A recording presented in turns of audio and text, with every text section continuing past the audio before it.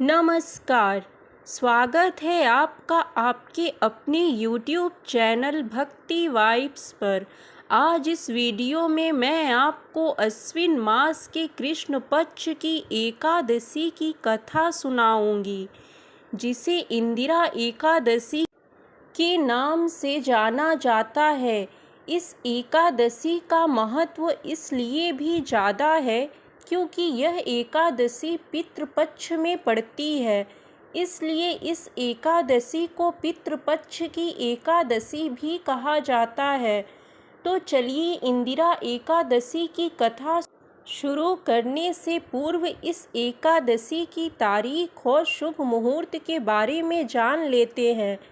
तो अश्विन माह की कृष्ण पक्ष की यह इंदिरा एकादशी की शुरुआत 9 अक्टूबर सोमवार को दोपहर 12:36 पर होगी और 10 अक्टूबर मंगलवार के दिन 3:08 पर समाप्त होगी। उदया तिथि के अनुसार यह व्रत 10 अक्टूबर को रखा जाएगा। तो चलिए शुरू करते हैं इंदिरा एकादशी की कथा। ओम नमो भगवते वासुदेवाय नमः। एक बार धर्मराज युधिष्ठिर कहने लगे कि हे भगवान, अश्विन माह के कृष्ण पक्ष की एकादशी का क्या नाम है? इस एकादशी व्रत की विधि तथा फल क्या है? कृपया करके कहिए।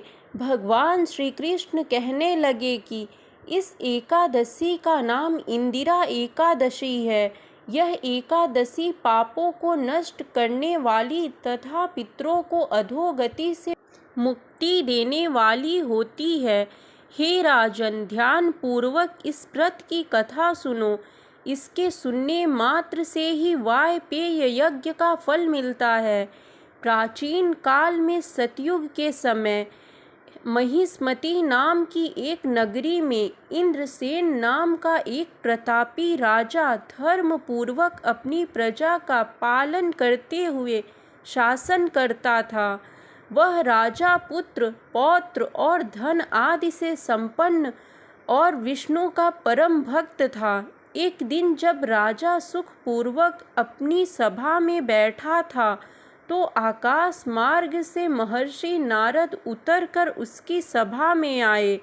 राजा उन्हें देखते ही हाथ जोड़कर खड़ा हो गया और विधि पूर्वक आसन व अर्घ्य दिया। सुख से बैठकर मुनि ने राजा से पूछा कि हे राजन, आपके सातों अंग कुशल पूर्वक तो हैं, तुम्हारी बुद्धि धर्म में और तुम्हारा मन विष्णु भक्ति में तो रहता है। देवर्षि नारद की ऐसी बातें सुनकर राजा ने कहा, हे महर्षि, आपकी कृपा से मेरे राज्य में सब कुशल है तथा मेरे यहाँ यज्ञ कर्मादि सुकृत हो रहे हैं। आप कृपा करके अपने आगमन का कारण कहिए। तब ऋषि कहने लगे, हे राजन, आप आश्चर्य देने वाले मेरे वचनों को सुनो।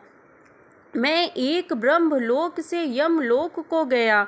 वहाँ श्रद्धा पूर्वक यमराज से पूजित होकर मैंने धर्मशील और सत्यवान धर्मराज की प्रशंसा की। उसी यमराज की सभा में महान ज्ञानी और धर्मात्मा तुम्हारे पिता को एकादशी का व्रत भंग होने के कारण देखा। उन्होंने संदेशा दिया, सो मैं तुम्हें कहता हूँ। उन्होंने कहा कि पूर्व जन्म में कोई विघ्न हो जाने के कारण मैं यमराज के निकट रह रहा हूँ। इसलिए हे पुत्र, यदि तुम अश्विन कृष्णा एकादशी का व्रत मेरे निमित्त करो तो मुझे स्वर्ग की प्राप्ति हो सकती है। इतना सुनकर राजा कहने लगा कि हे महर्षि, आप इस व्रत की विधि मुझसे कहिए। नारद जी कहने लगे, अश्विन माह की कृष्ण पक्ष की दशमी के दिन प्रातः काल श्रद्धा पूर्वक स्नान आदि से निवृत्त होकर पुनः दोपहर को नदी आदि में जाकर स्नान करें। फिर श्रद्धा पूर्व पितरों का श्राद्ध करें और एक बार भोजन करें। प्रातः काल होने पर एकादशी के दिन दातून आदि करके स्नान करें। फिर व्रत के नियमों को भक्ति पूर्वक ग्रहण करते हुए प्रतिज्ञा करें कि मैं आज संपूर्ण भोगों को त्याग कर निराहार एकादशी का व्रत करूँगा। हे अच्युत, हे पुंडरीकाक्ष, मैं आपकी शरण में हूँ, आप मेरी रक्षा कीजिए। इस प्रकार नियम पूर्वक शालिग्राम की मूर्ति के आगे विधि पूर्वक श्राद्ध करके योग्य ब्राह्मणों को फलाहार का भोजन कराएं और दक्षिणा दें। पितरों के श्राद्ध से जो बच जाए उसको सूंघ कर गौ को दें तथा धूप, दीप, गंध, पुष्प, नैवेद्य आदि सब सामग्री से ऋषिकेश भगवान का पूजन करें। रात में भगवान के निकट जागरण करें। इसके पश्चात द्वादशी के दिन प्रातः काल होने पर भगवान का पूजन करके ब्राह्मणों को भोजन कराएं। भाई बंधुओं, स्त्री और पुत्र सहित आप भी मौन होकर भोजन करें। नारद जी कहने लगे कि हे राजन, इस विधि से यदि तुम आलस्य रहित होकर इस एकादशी का व्रत करोगे तो तुम्हारे पिता अवश्य ही स्वर्ग लोक को जाएंगे। इतना कहकर नारद जी अंतर्ध्यान हो गए। नारद जी के कथनानुसार राजा द्वारा अपने बांधवों तथा दासों सहित व्रत करने से आकाश से पुष्प वर्षा हुई और उस राजा का पिता गरुड़ पर चढ़कर विष्णु लोक को गया। राजा इंद्रसेन भी एकादशी के व्रत के प्रभाव से निष्कंटक राज्य करके अंत में अपने पुत्रों को सिंहासन पर बैठाकर स्वर्गलोक को गया। हे युधिष्ठिर, यह इंदिरा एकादशी के व्रत का महामत्य मैंने तुमसे कहा। इसके पढ़ने और सुनने से मनुष्य सब पापों से छूट जाते हैं और सब प्रकार के भोगों को भोग कर अंत में वैकुंठ को प्राप्त होते हैं।